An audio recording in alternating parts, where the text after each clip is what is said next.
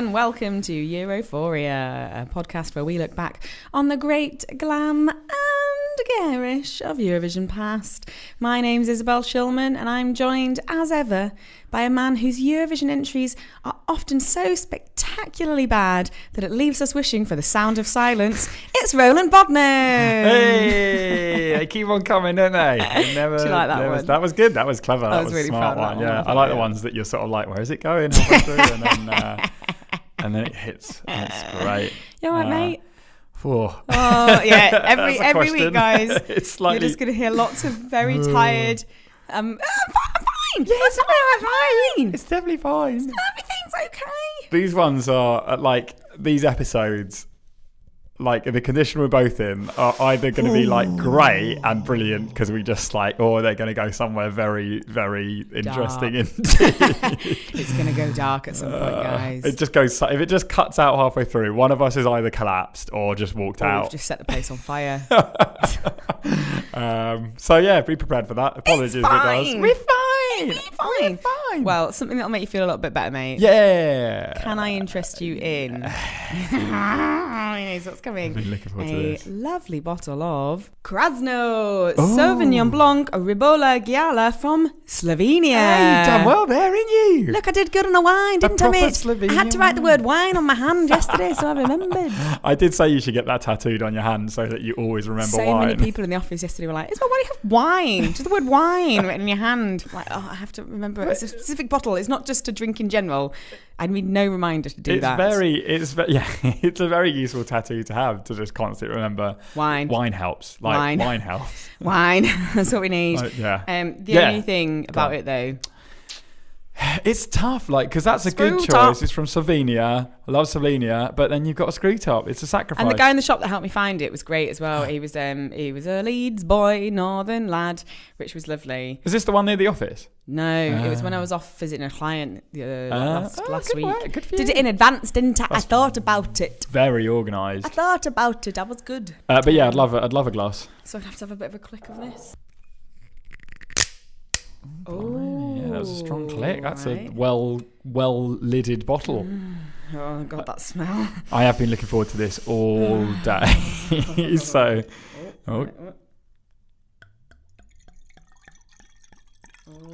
Less of a glug. It was a steady glug. I was alright with that. Clinky noise behind it.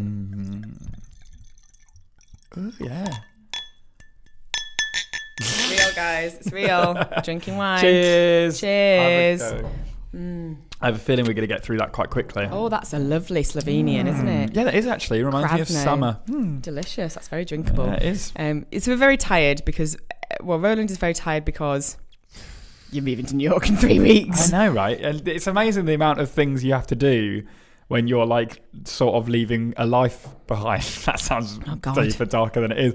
No, but you know what I mean? You're literally pretty much leaving everything behind and taking 2 suitcases and then hoping that you can find somewhere. It's exhausting. Yeah, mate. What am I going to do with all my stuff?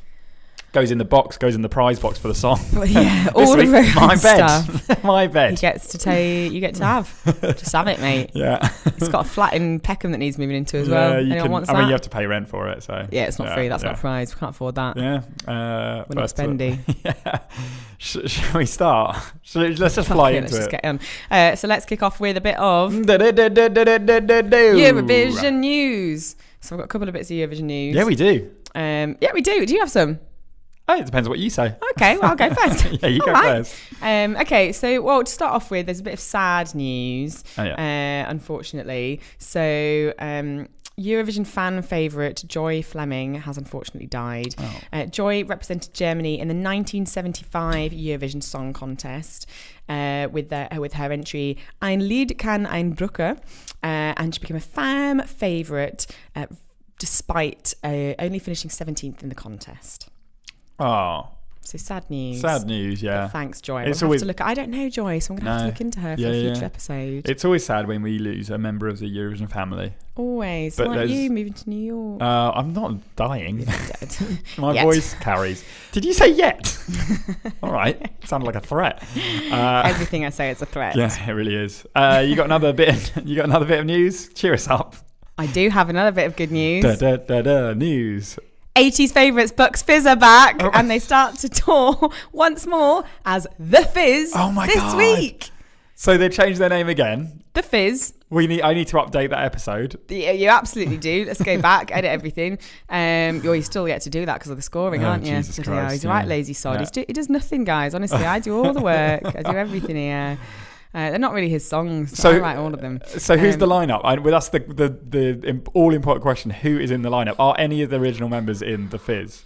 More than 30 years on, the original members of Buck Fizz, the original members, all four, Cheryl Baker and Jay Aston. Oh. Two original members are joined by founder member Mike Nolan. Oh, that is original member. And lifelong friend Bobby McVeigh. Okay, so that is all four of them. Why did they word it like that though? Is that illegal? I bet that's a legal thing, isn't it? Oh my God, that's going to be how they've got around all of this, and they've reformed as a whole thing. Because if they say so, Cheryl and Jay are original members of Bucks Fizz. Founding member is Mike Nolan and lifelong friend Bobby. Bobby got the bum end of the deal there. Straw there, haven't you, mate? That's heartbreaking. I feel like it's something special. I feel like I kind of want to see them because it's the original members, except you can't legally say that. So it's two original members, a founding member and a mate. Yeah. Lifelong friend. Lifelong friend. That is the weirdest thing. That's definitely a legal thing. That's mental, because they're all original members. That's mental. But legally they're not. Love it. Excellent. It's them.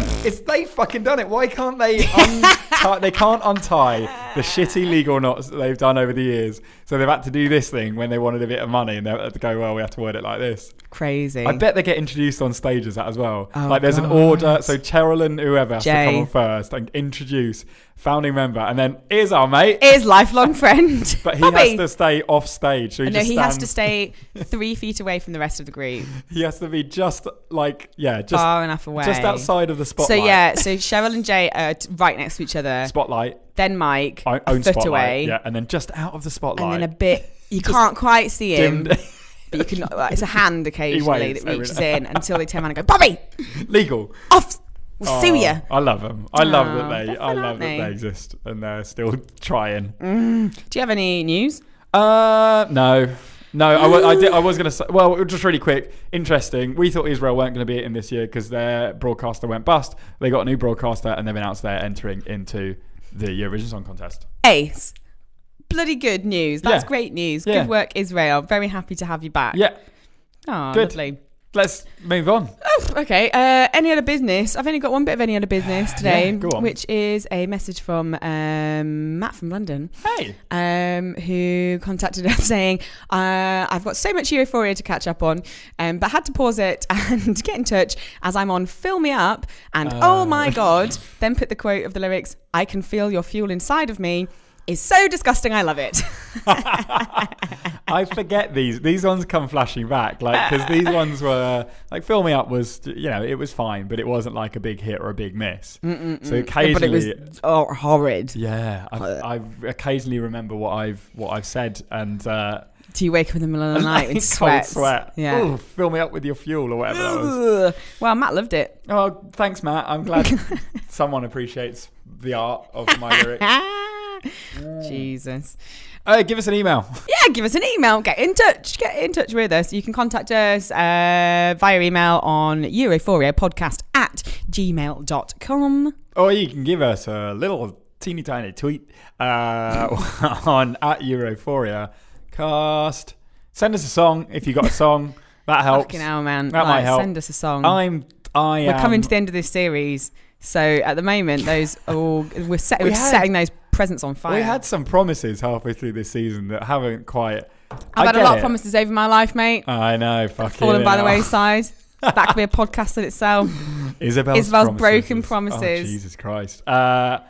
This will be one of them, apparently, because we had people promising us songs and they ain't delivered. Do we need to top up our wine already? Yeah. This is what I was saying about this episode. We are gonna nail our wine. But we had a big pasta dish for lunch. Here we go, ladies and gentlemen. All right, we'll just kick on then. Europhoria, the podcast. Let's do it. Take one. So today we're going to go a little bit, let's say a little bit off piste. Oh yeah, interesting. But still sticking on the Eurovision vibe. We're going to talk about a name you might not know from Eurovision history. Interesting.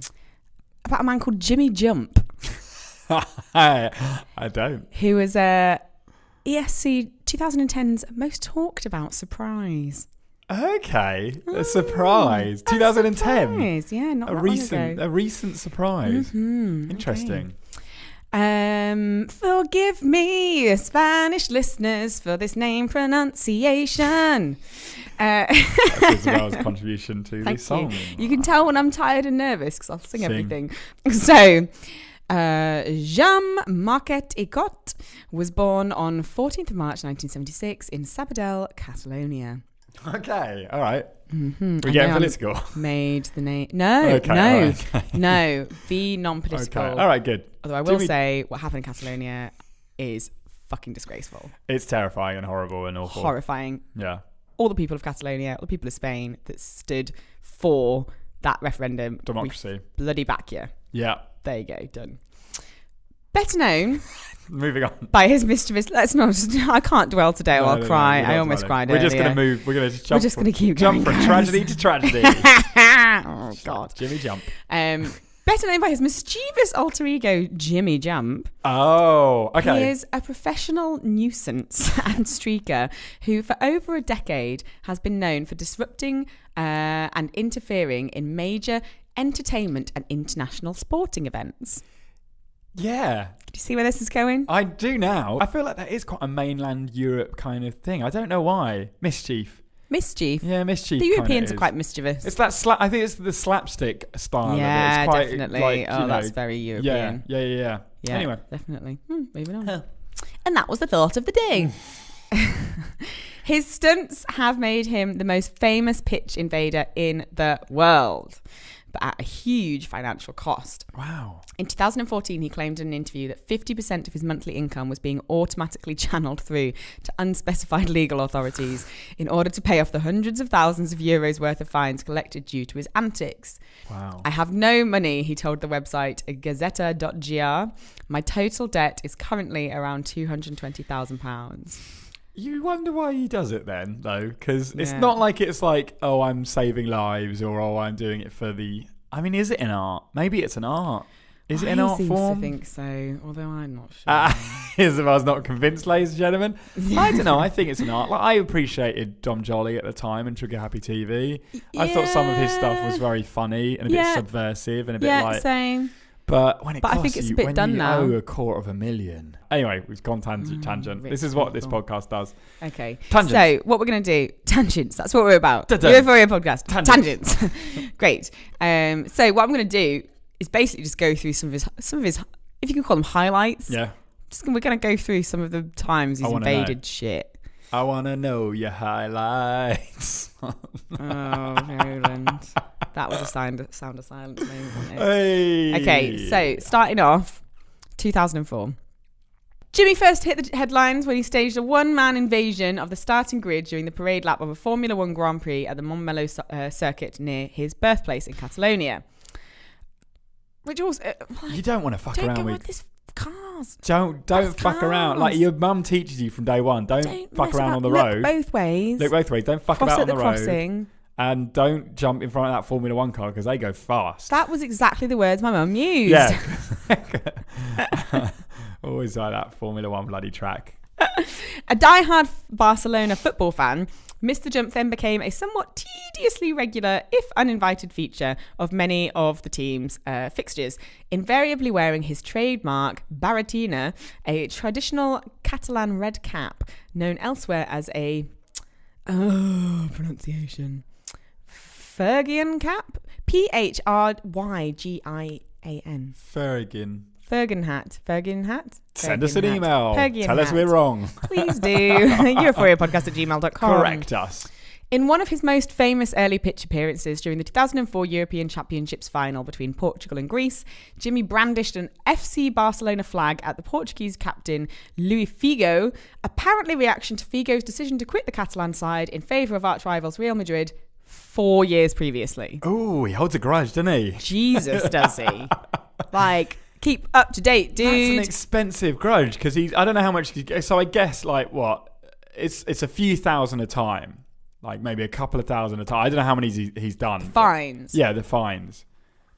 It says some of them later on. Some of them aren't too much. But if he owes 200, like $250,000 now, like clocked it up. It's that's an expensive fuck you to Louis Figo, isn't it? I meant after 4 years. Move on. Get a grip. Or be more timely. Be more timely. I'm sure there was another chance to show Louis Figo the flag. 4 years previously, FC Barcelona flag. Jeez. Ugh. 2 years later, during the 2006 UEFA Champions League semi-final between Villarreal, don't watch football, and Arsenal. Villarreal. Yeah, Villarreal. Yeah. And Arsenal, I know that one. Yeah. He ran onto the pitch just before the second half began, tossing a Barcelona jersey. I'm struggling today, mate. We're struggling together today. Yeah. I'm sorry, guys. Tossing a Barcelona jersey at Arsenal striker Thierry Henry, with Henry's name and the number 14 printed on the back. This is a reference to Henry's upcoming transfer to Barcelona, and number 14 was his number. Yeah. Jimmy was apprehended and taken into custody by stadium security and later fined by Spain's Sporting Anti-Violence Commission. Was it violent because he lobbed a jersey at Henry? Yeah, you ran on the stage and you lobbed something. Stage? That's fucking... What is wrong with me? Shows how much sport is... There's the audience and here's the stage. Now you'll all perform. Play football on the stage. You kick the ball about on the... It's a green stage. It's a green fluffy stage. Don't run into each other on stage. You start stage right. I'll start stage left. I've lost my mind. I'm on the... There's going to be so many errors. Just catch me every time. I'm not going to edit this one. This is just like you should edit them. But when I say things wrong, just do your voice. So in that bit, when just have it when I say football when he pitch. Ran onto this football pitch. When he runs. We've gone hysterical. When he ran onto the football pitch.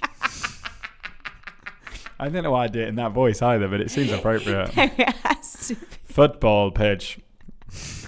I'll go. And when I said tossing a Barcelona jersey at Arsenal striker, it can be tossing a Barcelona football shirt at Arsenal striker.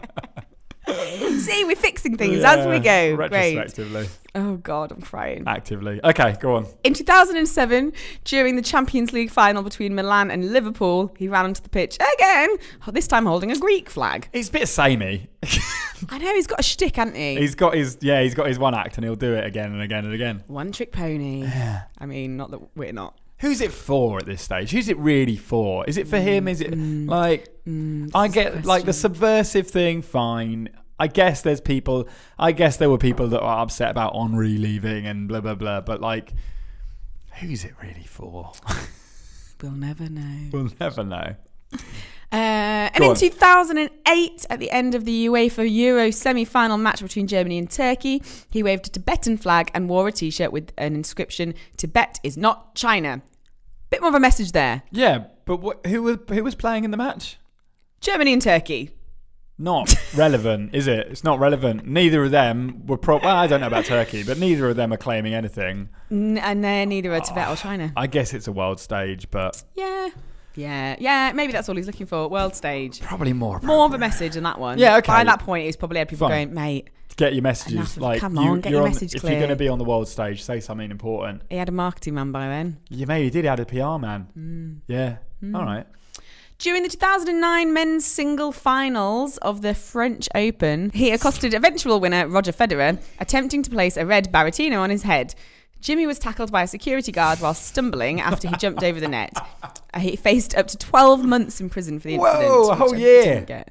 A whole year.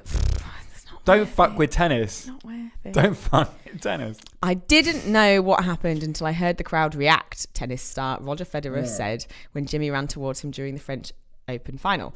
So that gave me a fright seeing him so close. Normally, they, as in people who kind of run it from the crowd. Stage invaders. Tennis stage invaders. Normally, they look at you and say, "Sorry, I have to do this." Wow. But this guy looked at me and I wasn't sure what he wanted. He seemed to want to give me something. In Jimmy's case, it was one of his Barrettinos. The hat, yeah, it was a hat. It was that. He went back to the hat again. Most of the time, but that's kind of dark anyway. "Sorry, I have to do this" is what most people say. That's before someone shoots you. Like, well, there was that. "Sorry, I have to do this." Tennis player that got stabbed. Oh shit! Yeah. What was her name? Google search. Was it Hengist? On April 30th, Monica Seles. Is it? During a quarterfinal match with Magdalena Malieva in Hamburg, in which Sellers was leading, Gunther Parch, an obsessed fan of Steffi Graf, ran from the middle of the crowd to the edge of the court during a break between games and stabbed Sellers with a boning knife. Basically stabbed her in the back with a massive knife. In the back? She didn't return to tennis for over 2 years. Fuck me. That's horrifying. But after that, after something like that, even years after something like that, because that happened... When was that, sorry? That happened in 1993. Oh, shit. As a tennis player, knowing that happened, if someone ran from the crowd towards you, you must always have, if you're a top tennis player, you must always have that immediate thing of oh God, it's going to be a Monica Seles thing again. Yeah. Oh, someone's going to stab me. Okay. Moving on. Yeah, we can. If you actually, we can cut at the end. I would highly recommend just googling tennis star stabbed death or tennis star kill. No, there's a lot of weird stuff that happens in the tennis world. Shit, maybe we should do a tennis podcast. A tennis murder podcast. Podcast. True crime's popular, but we'll just focus just on tennis. I have. Tennis true crime. I don't know whether to feel bad about this, but I've definitely Googled Eurovision murder several times. Who hasn't? There's got to be something dark. We're gonna find there's going to be something. If you know a Eurovision murder, get in touch. I feel like we're going to be the center of one of those Scandi crime where we uncover it. We have a podcast and then we uncover it, but then someone tries to kill us because we've uncovered it, and then we've got to get anyway. Maybe we'll just fake it. Tangents. Yeah, no idea how I'm going to edit that. Just don't. You're getting us in our truest form today. You just need a slightly mad. Yeah. So explanation now. Oh, okay. Oh, good. Okay, good. Jimmy has said that his predilection for Barentines is due to the Red Caps' popularity amongst 1789 French revolutionaries. Again, he's not keeping up to date. No. Making them a symbol of liberty. He wishes, he wrote, to communicate the freedom of expression in a world which is increasingly under the control of the media. I feel like he's pulled that out of his arse. Yeah, that's the excuse. You know when someone's waving their hands in front of your face but going, I'm not touching you. That's a bit yeah, fine. We know freedom of expression is fine. You don't have to fucking keep doing it in my face because it's just annoying after a while, right? Yeah, exactly. Damn, I was kind of on his side, but then that's such a I don't know if he went punk and he was nothing matters, nothing's important. I don't care about anything. Yeah. I'm a nihilist. Yeah.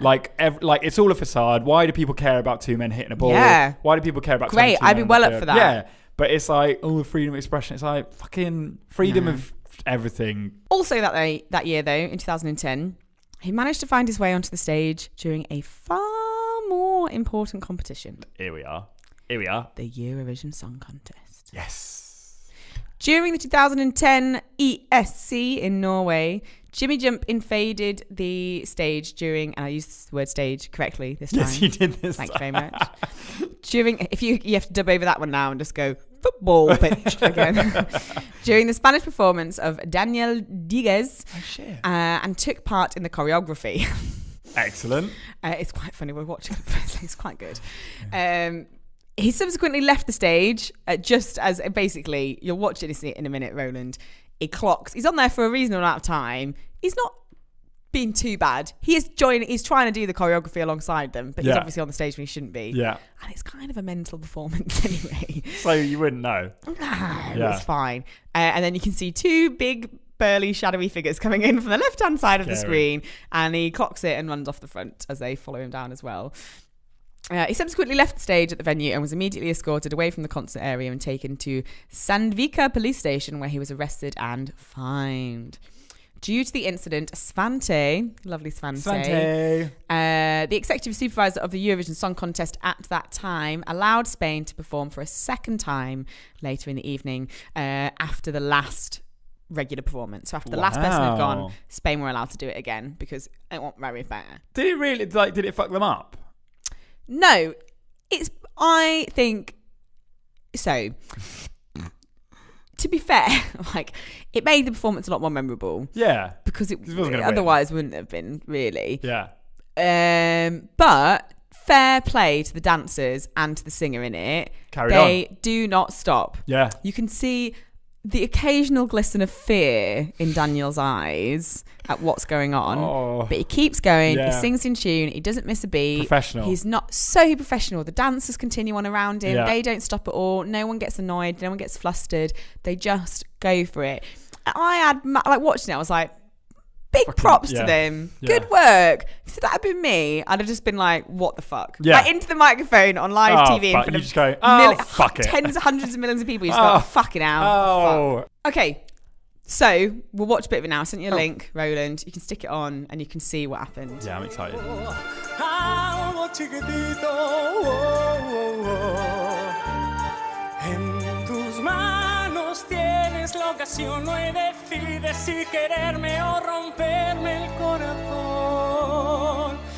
Did the singer stay calm though? Yeah, no, you know what? Like, I'm with you on that.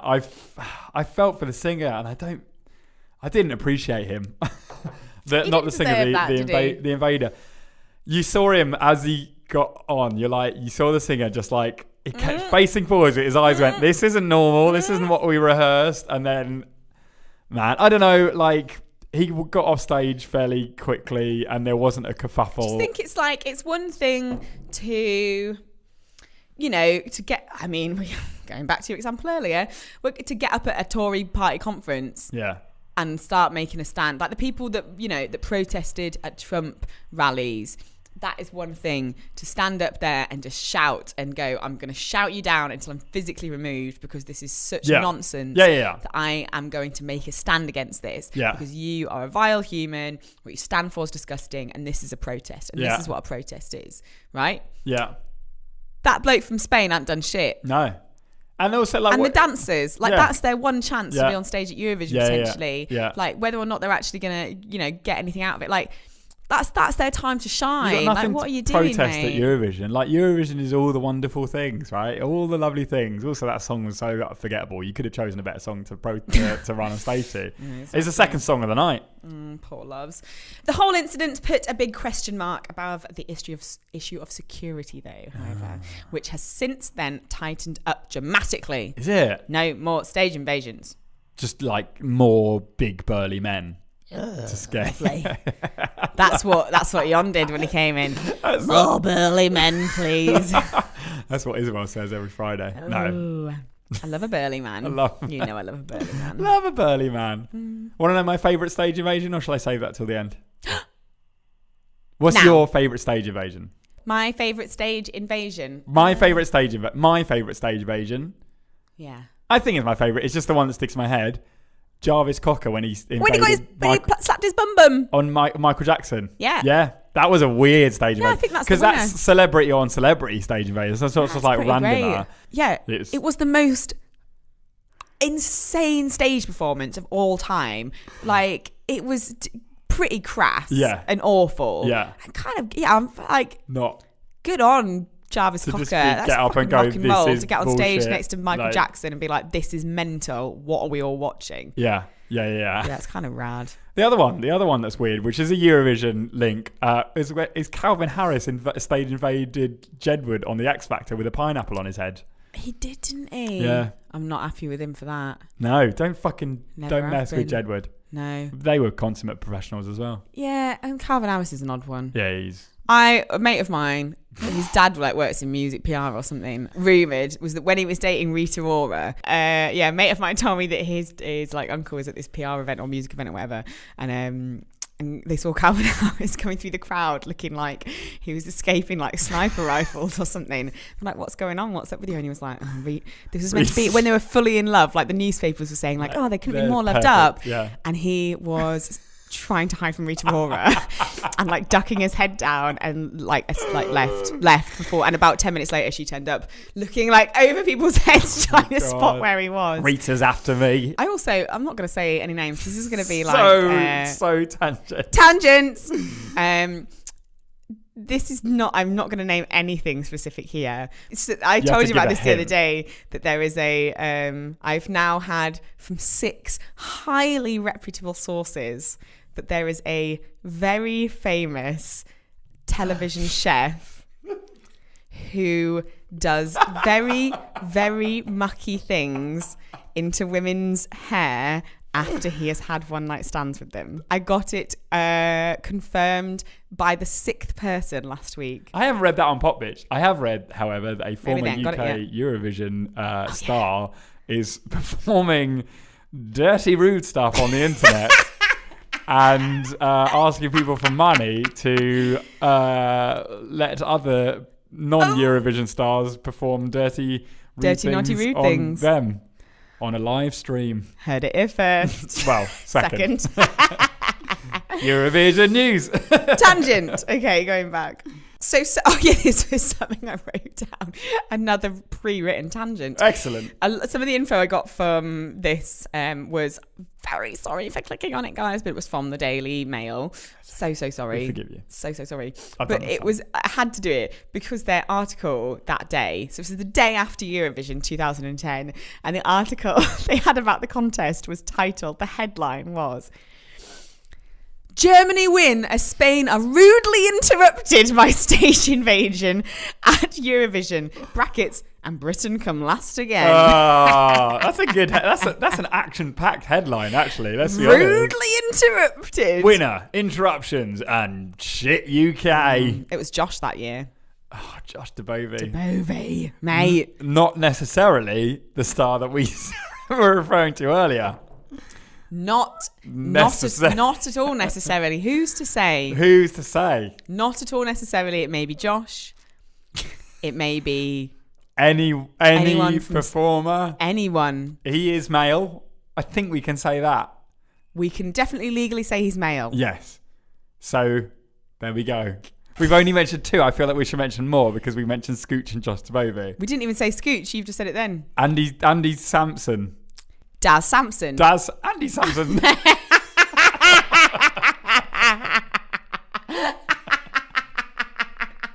I wondered when Andy Sampson came out of my mouth, I really wasn't sure about it, and now I repeated it. I was like, sure, Andy Sampson. Andy Samberg. Oh no, that's the guy from SNL. Andy. We're going to have to move on. Wow, we're running out of time. Sorry about this. We're going to have to move on. Jesus Christ. Well, we said it would either go fun or dark. At least we've gone both. It went dark earlier. Lovely. You always know you're going to get a really rounded view of the world from us after we've drank a bottle of wine too fast. We did. Jimmy's shenanigans. Back to Jimmy. Jimmy, finally. Wait, who's this? Jimmy Jim. Don't start again. Remind me. No, go back. No, guys, we fucked up. We fucked up. We're going to start again. Okay? No, please. Jean-Marc Orticot was born on 14th of March. Please. I can't do that to you again. Okay, Jimmy's shenanigans continued post-Eurovision. He didn't learn. He never learns. He's $250,000 in debt, mate. Bloody hell. In 2011, Jimmy invaded the pitch during the second half of the Barcelona and Real Madrid match in the UEFA Champions League finals. Back to football. That could basically be Vietnamese to me. I have no idea what those words mean. Big stage, basically. Big stage. He was on a big football stage. Guys. Big football stage. After evading capture, he threw his trademark red hat at Real Madrid player Cristiano Ronaldo before being apprehended by stewards. What problem did he have with Ronaldo? Did he have a problem? Just threw his hat. Just went for it, mate. All right. And on the February 13th of that year, during the 25th Goya Awards ceremony, Jimmy invaded the stage just before the Best Actor award was handed over to Javier Bardem, sexy man. Yeah. Before being whisked away, Jimmy Jump could say only a few words on the microphone and cover the Best Actor Goya statuette with a red old hat. A big old red hat. Yay. Yeah, he's got his signature. He's got his signature. Fair enough. He's consistent, at least. On November 19th, 2012, he invaded the field in the German football match in Hamburg. He also disrupted basketball games and a prestigious... This is actually I quite like... Yeah, this one I just snorted. I did snort. He built up to this. And at a prestigious water polo match, he leapt in the pool to join the players. Yeah, that's fair enough. I'm with that. You on I like because that's like elitism. What is it? Yeah. Well, no, water polo is not elitism. Who plays water polo? I don't think that working class people don't. No. Who has a pool? Do you think anyone north of the Watford Gap plays water polo in England? I literally don't know anyone who plays water polo. Yeah, exactly, because it's mental. You laughed at someone the other day because you saw them holding a lacrosse bat. Lacrosse is posh. Water polo's posh. Yeah, you're probably right. Polo's known to be posh, though. Yeah, as and is so I water guess it's just polo in the water. I'd piss my pants if I saw a video of someone like dive bombing into a water polo match. In late 2012, his friend and Irish musician Rob Smith wrote and recorded a song in tribute of him called Salta Salta, the Jimmy Jump song, which itself features a small part of FC Barcelona's anthem El Cant del Barça during the outro. We've got a little clip actually, we can play a little bit of his song. Have a listen to this Irish bit of his songstress's song. And he also feeling free. Barcelona to Istanbul, singing along in Helsinki. Salta, salta, salta, salta, Jimmy Joe, yeah! Woo!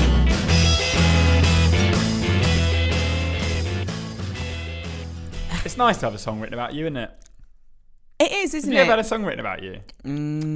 Yeah. Isobel, I was about to say, you strike me as the type of person that a young man becomes fixated with and ends up writing a song on his acoustic guitar about, like, I bet it's like, her short hair's unusual and she has a nice laugh, but you've never seen her in the bath. Oh God. No, I hope it's... No, they weren't better than that. Have you had a song written about you? Definitely one. Yes! And I think there's potentially going to be a second. You have your suspicions. I have my suspicions. So one was, there was a guy that I very briefly had a love affair with when I was around 16 years old. He was also the same age. It wasn't like dirty or anything.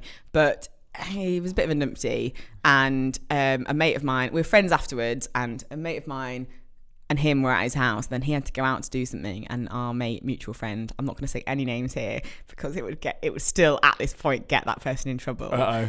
But the third party friend went, so you know that blank wrote a song about you? Oh! I was like, sorry, what? No. I was like, yeah, I definitely found it in his bedroom once. We hunted for his bedroom. He'd recorded it? No, he'd written it down. The lyrics were down there. Couldn't find it, but the only lyrics that my third party friend could remember was something about blank being my knight in shining armor. Oh no, so it was kind of about him. It was about me being with like the wrong guys basically, and him he was like gonna saving me. Every fucking teenager's boy's dream, right? So like, gross. Like, I am the last you. girl that needed saving in her teens. Yeah. Like, I trampled all over him. So he's fine. He's totally fine now. Right. He's okay. But I also last one. Oh God, yeah. He's got as now unnamed. Yeah. He's got history of writing songs about the songs that he would play me. When he would explain them, he was like, well, this is about this, that, and the other. That very tortured artist vibe, which since the breakup, I've always kind of thought, I mean, you clearly just go insane just so you have something to write about. Yeah, you have, not even write about, but have something to fucking moan about. Exactly. Have something to feel tortured around. Yeah. So we'll see. Amazing. We'll see what turns up in my song. Amazing. Billy. Leave that in. I'm going to cut over that with ex-boyfriend. We're being hilarious today. I love it. We're doing lots of yes and, which means it's an hour-long podcast. Jimmy, back to the story again. Jimmy has been barred from all football matches in Spain and Germany. Wow. Now. Okay. All right. Now I've got more respect for him. They've had enough. I've regained respect for him. Is it a football match? Like whether it's like done, mate. Like Saturday the League, FA control all this stuff. Yeah. Is out. Banned. However, he said previously that he planned to dodge that stadium ban by heading further afield, stating, "All the Greeks support me. They want to see Jimmy again." Of course they do, mate. Yeah, I mean, like all the Greeks. You can't just say that like in any argument. You go, well, the Greeks support me. Yeah, that sounds just mildly racist. Yeah, you know the Greeks, they like me. You don't speak for the Greeks. I do, and they don't care.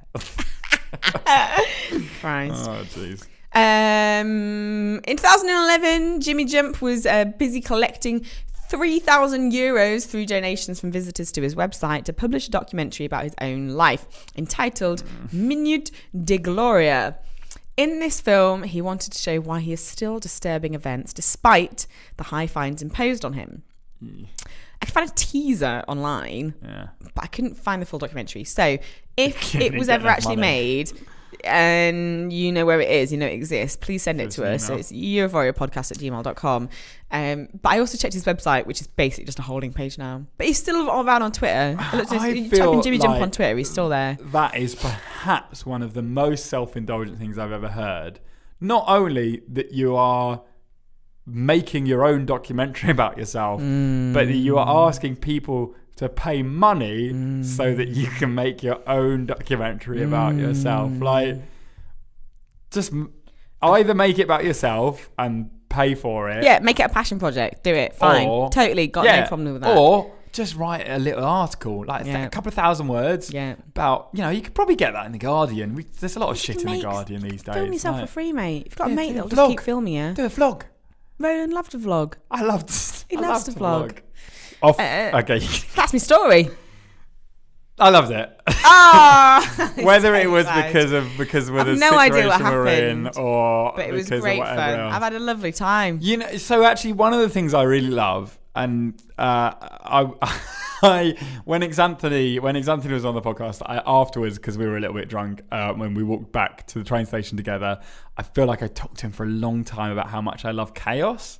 I talked to you a long time about that. Yeah. I really like chaos. I really like just people putting things out of whack. Yeah. So I do, So you appreciate Jimmy Jump in that aspect? Yeah, but I mean, I appreciate him doing that. It's a bit tedious though after a while. Yeah, exactly. He gets tedious. There's no clear message. Trigger happy TV again. Like, you know what I would find funny is if you just if you chose one specific thing. Yeah. And just kept ruining it. That would be great. Okay, so like ruining it. That. So all he ever did was ruin every single Barcelona match until he got banned completely. Yeah. Then he went, all right, I'll go to away games. Yeah. And started doing it then. Or then went, all right, I'll go to the nearby one.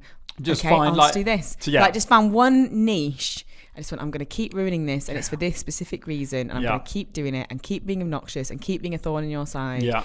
And that I've got respect for. Just like, you've got focus, you've got a message, I'm into it. Whereas you just keep doing something without a clear message and no one's quite on side. Like, what is this? It's very selfish. It's very what's the word I'm looking for? Self-indulgent. Self-indulgent. I was almost said self-loving. You know what it is? But that's wanky. It's heckling, right? Because I hate a heckler. Well, I would say that there are some... I hate a heckler unless the comedian's fucking shit. Well, so there are situations where a comedian, i.e., and I know you hate this comedian, but Jimmy Carr, like, encourages hecklers because, like, part of his act is like... But he has set lines he says back to them. I've seen it before. He's very good at it. Yeah. That's fine. Or, like, you go to a really rough comedy night where it is like, if you're a comedian and you perform there, you know there's going to be hecklers, and that's part of the thing. It's like American comedians are like, that's their training basically. Is that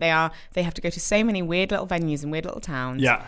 They know they have to be prepared. It's part of them becoming funnier. It's part of their skills. Is that they have to know how to deal with the drunk idiot 4 rows back who you can barely see and you can barely hear, but you know he's calling you a twat. And it can get comedy gold, right? You can get comedy gold out of that. But this is what Jimmy Jump needs to hear. Like, it is not the vibe of the night, if it is not that kind of venue, if it is not that kind of evening, and if the comedian is doing a solid fucking gold performance and they're in the throes of things, leave them to it, mate. I've had hecklers before. I'm a big comedy fan, big stand-up comedy fan, love it. And I've been to shows before where it has been ruined. The entire evening has been ruined for me and the enjoyment of it because of a heckler who would not shut the fuck up. I like that.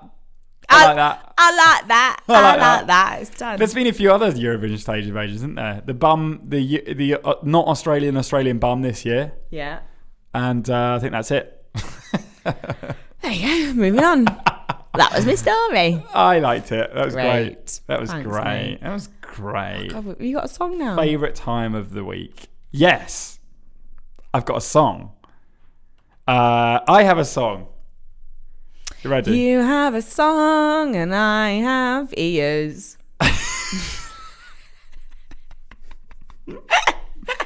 favourite episode of the podcast so far. Just so everyone knows. This is the best one. This is the one. This is the one that wins us the award. The award. Oh, God. Yeah, okay. The award will be on that stage. Okay. Go. So, last week I did a dirty. Yeah. I was wrong. I wronged the public. I wronged the world. I'm sorry. I acknowledge that could not get on the stage of Eurovision ever again. So this week I delved... Just had to change a couple of words. So, today I want to be good. I want to be positive. I want to be bright. I've delved into, I thought, you know what? I'm going to look at history. I'm going to look at the history of the UK, the United Kingdom, where I'm from, where I was born, where I was raised, the UK. So I'm feeling now. So I looked at our successes, and I looked at our most recent success, which was... Jade. No. What? Success. Win. Katrina. Katrina and the Waves. Well, Love Shine Light. I've got a broader view on success, mate. But Jade, you in? Yeah, Jade's great. Sorry, if it's success, Jessica Garlic. I'm talking. Yeah, no, you're right. Lovely but ladies. I'm talking right. success Big wins. in Katrina and the Waves. Katrina and the Waves. Love. I'm talking positive. To every I'm talking great. Also, I was slightly influenced by Graham, because when have I not been influenced by Graham, who said, "Why are you doing only electro pop?" Yeah, fair enough. I have done a song. Positive, lovely song, which probably Isobel is. Oh, yeah. I'm quite drunk. I might like it. It's a song called Build Them Peace. What? Build Them Peace. Okay. Here we go. The papers didn't want to make us cry, and found it easier to feed us lies. They told us what was fun, that peace had overcome. Told us how we were the only ones who mattered now. Well, what's left when it's said and done? How can you love when you're the only one?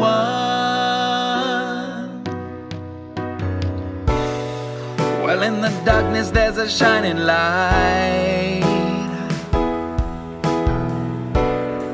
It stands for hope, it stands for equal right. Together we will stand, one people, hand in hand, here we rise. Then soon the whole world will realize our hearts all beat to one rhythm. So now's the time to start giving. All the little lights are shining out tonight. Now are you gonna turn away? All the boys and girls from all over the world are standing up, so hear them say, everybody's good at something, but nobody even let them start. So build them peace, build them joy, build them love within your heart. The sun will rise again, it's not the end. Pain will be gone, I promise you, my friend.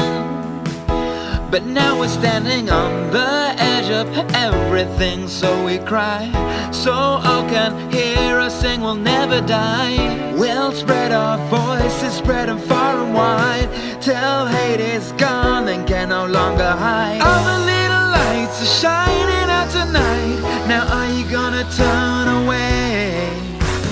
All the boys and girls from all over the world are standing up, so we hear them say, everybody's good at something, but nobody even let them start. So build them peace, build them joy, build them love within your heart. Build them peace, build them joy, build them love within your heart. Roland! You know what? Yeah. I figured out the trick is just apply Isobel with wine. We all need a little bit of love. We all need a little bit of peace. We all need a little bit of joy in our lives right now. Those lyrics are beautiful, mate. Build them peace, build them joy, build them love within your heart. I really liked it. Musically, it's the most complex thing I've done. It's really ever. The melody was adorable, really good. Like you went off from like Europop. EDM bangers. Yeah. Went into a different vibe, Yeah. really chilled. I had both my hands like on my heart, like swaying backward and forwards. It's different, right? It's not about much. It's about just peace and giving everyone a chance. I really like it. People like a chance. It is very Love Shine a Light. No? No, it is. I know what you mean in terms of like lyrical content. Yeah. The vibe is there. Yeah. But that was a fucking great song, mate. That was a fucking great song. Love Shine a Light, man. I love that. Yeah, absolutely. And it is interesting because that works. It's weird. That's the thing. It's weird how Eurovision works because actually, while listening to it, your song just then, I was like, "This is amazing. I really like this. This actually could be really good at Eurovision." And then I was going, but would it be too wet? Would it be viewed too wet? As too wet and a bit soppy and a bit because there's been songs in the recent years that have been similar, but they haven't actually done as well as you'd think they would, and they would have done a lot better years ago. But I don't think it's even that things go out of fashion. No. I think with those types of songs, just occasionally, it really gets into people's souls a little bit. So I think the 90s was a bit more wet than it is now anyway, but so hence why Love Shine a Light people at that embrace time. it, but occasionally people it just happens. So people embrace something that is a bit soppy and a bit ridiculous and a bit lovey-dovey, happy-clappy, but it just gets you and you go, yeah, you know what? Fuck it. Yeah, this is dead nice. Yeah. I really like it. It's really earnest. I think that's what I think that's the difference. It's if it's when it's not too earnest, it's real, it's just genuine. Katrina of Katrina and the Waves is not a soppy singer. She's not being too earnest. We've discussed this before. Something that makes me laugh more than anything is someone being inappropriately sincere about something that's a bit silly. She wasn't. She's just very cool. Smart, she sang a beautiful song. Owned it. But wasn't hamming it up. No, it wasn't like, I'm like crying because of the people. Yeah. She's like, no, love shines a light. This is great. We're strong. This is beautiful. Like, cool. So I think if it had a similar vibe in terms of someone not hamming it up, high hopes. I also thought, like, remember speaking to Jay Ewan earlier, remember when it started with Andrew Lloyd Webber behind the piano? I thought if you have a grand piano on the stage and you have someone playing the grand piano, like those first like bum bum, and they can get up and the piano can keep playing. Yeah, they keep playing. The singer is playing the piano. Yeah, that's what I was thinking. Yeah. It shows talent. And they're not really playing the piano because you're not allowed to do real instruments on the stage. But it'd be quite nice. It doesn't matter as long as they know those chords. Okay, I'm ready. We just going to jump in? What would you give the song called Bring Them Peas? I may just be very drunk. So, listeners, please do contact us, europhoriapodcast@gmail.com if I'm just being too drunk. But I really liked it. Okay. So I'm going to give it D's. 10, the second highest score of the whole thing. Hey, I feel like it's good because we've got a nice like piano song. I think it was just a really well put together song. I'm so proud of you, mate. Shut up. Oh no, I am. That was lovely, Graham. I've done it now. I'm telling me proud too. That was a bloody lovely song, wasn't it? He's going to go back to his nonsense next week. So tell him you're bloody proud. I done a Eurovision song. That's my song next week. Done. Written. Well, there we go. 10. There we go. Add that to the album of greatest hits of Europhoria. Oh, I love it. I'm trying to figure out how to get them on Spotify. I can't right now though. This is our best episode. This is our best episode.